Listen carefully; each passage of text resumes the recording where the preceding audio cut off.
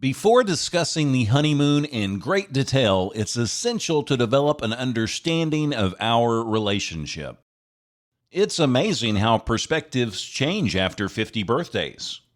Our main goal this year after Lynette moved in over the summer was to be debt-free going into the new year, well, except for the house.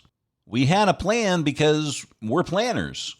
And like any good plan, it fell apart by fall. Unexpected circumstances never fail to pop up, and our water heater went out just like that. Even with the odds against us, we're still going to accomplish the number one goal by the end of December. Prayer and persistence go a long way, so the debt never stood a chance. Now that you know our priorities, we can discuss the juicy stuff, the honeymoon. What I'm about to say isn't for everyone, and it may be a good idea just to stop right now. I tend to write with a lot of detail, which may be more than most of you are ready to hear. Heck, the majority of you probably won't believe most of it anyway. The day's main goal was to get married around noon, so we'd have the rest of the day to, well, do stuff. Everything went as planned, and the handful of attendees was gone by 1:45. Lynette and I were definitely on track to experience a new level of ecstasy that would last all afternoon and possibly into the evening. We even went as far as to place a checklist on the fridge to ensure we hit every spot and didn't miss a single opportunity. We gave ourselves 2 days to make the magic happen, knowing we'd soak up every second. Naturally, we threw our coats on and headed to the county clerk's office.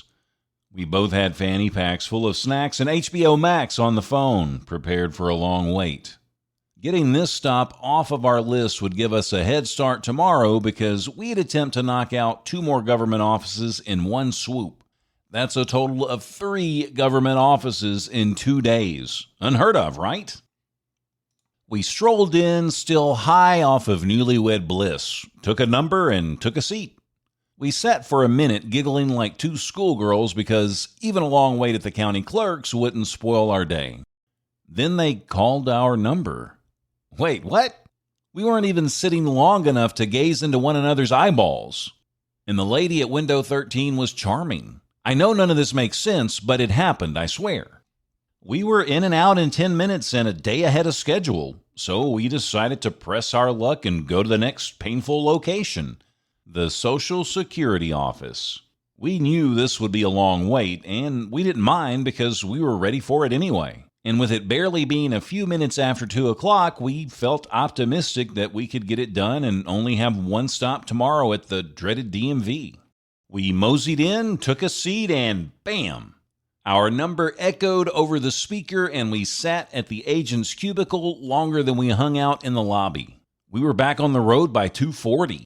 This was unheard of because we knocked out 2 places we both had dreaded in less than 1 hour.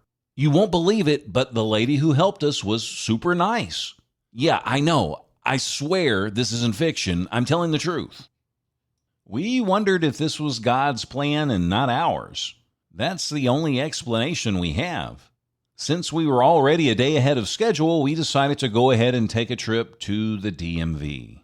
If we could pull this off, we'd have the entire day on Wednesday to sleep in and do whatever we wanted. We knew it would be impossible, but we had to try.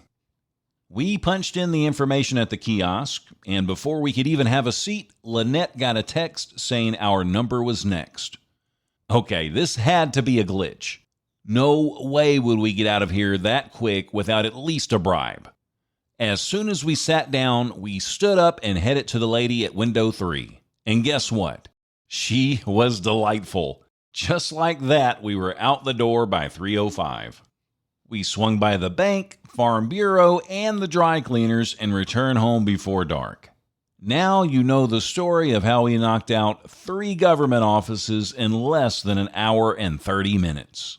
You can believe it or not, I don't believe it myself, but it happened.